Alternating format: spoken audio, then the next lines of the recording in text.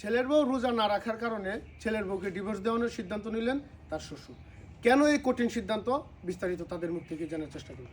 আসসালামু আলাইকুম। ওয়ালাইকুম আসসালাম। আঙ্কেল, এই যে আপনার ছেলের বউ যে রোজা না রাখার কারণে তাকে ডিভোর্স দেওয়ানোর সিদ্ধান্ত নিলেন, এই কঠিন সিদ্ধান্ত কেন নিয়েছেন আপনি? সেটা নেওয়ার কারণ হচ্ছে কি, আমরা হচ্ছে মুন্সিবাড়ির মানুষ। আচ্ছা আচ্ছা। আমার বাপ চাচারাও কঠোর ছিলেন, আচ্ছা। আমাদের মা চাচিদেরকে কঠোর ভাবে রাখছিল যে রোজা না রাখে, হ্যাঁ। রোজা রাখতে বাধ্য করছে। আচ্ছা আচ্ছা।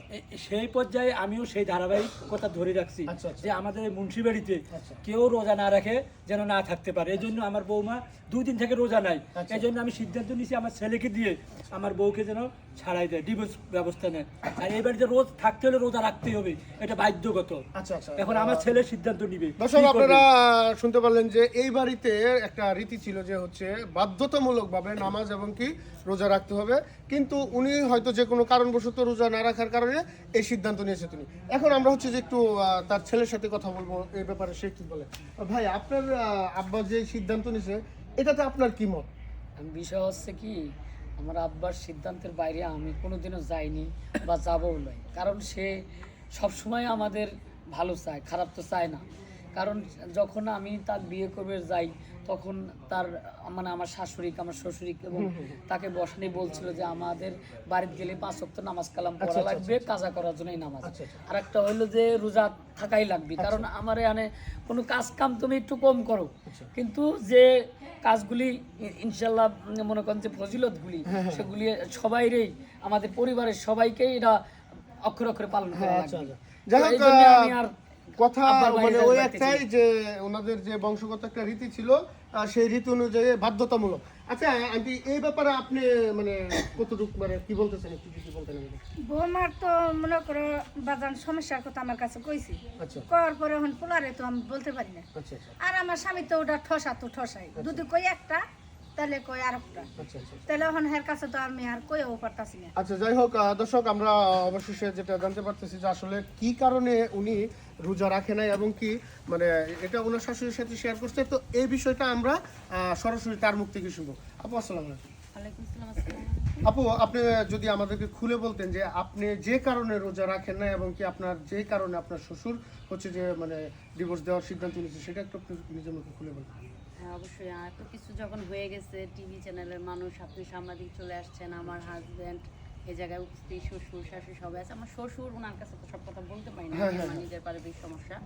এখন হচ্ছে বিয়ে যখন হলো আমাদের ঘটকের মাধ্যমে, তখন আমার শ্বশুর বলে দিয়েছে 5 ওয়াক্ত নামাজ পড়তে হবে, রোজা পড়তে হবে, পর্দায় থাকতে হবে, ওনাদের বাড়ির নিয়ম। এখন আমিও সুন্দরভাবে রোজা নামাজ পড়ি। এখন আমার নিজের শারীরিক সমস্যা আছে, মেয়ে যখন আমি, আর আমার শ্বশুরের কাছে তো আমি এটা বলতে পারি না। আচ্ছা আচ্ছা।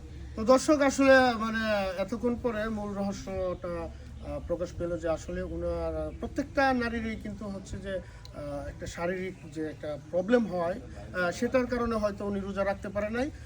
তারপরেটুকু আমরা তার কাছ থেকে জানার চেষ্টা। ওটার জন্য আমি রোজা রাখতে পারি নাই। আর বিশেষ করে আমার শ্বশুর তো একটু খারাপ টাইপের মানুষ, আর একটু কানেও কম শুনে, ঠিক আছে। এই জন্য নাকি আমার শাশুড়িকে আমি বলছি, আমার শাশুড়ি এখন পর্যন্ত আমার শ্বশুরের কাছে পৌঁছাইতে পারেনি। মানে উনি সিদ্ধান্ত নিছে ওনার ছেলে, মানে আপনার শাশুড়ি আপনার শ্বশুরের কাছে পৌঁছানোর আগেই হচ্ছে যে উনি এই সিদ্ধান্তটা নিয়ে ফেলাইছে। জি। এখন বলেন, এটা কিন্তু সবার, আমরা নারী যারা, তাদের সবারই এই না, সমস্যা। তারপরে তোমার একটু ভুল হয়েছে। কারণ কোনটা ভুল হয়েছে সেটা হচ্ছে যে আমি তোমার স্বামী, মানে মানুষ কিন্তু মানে ঘরের স্বামীর কাছে যত জোরের মানে বিপদ আপদ যাই হোক, সে কিন্তু খুলে কয়।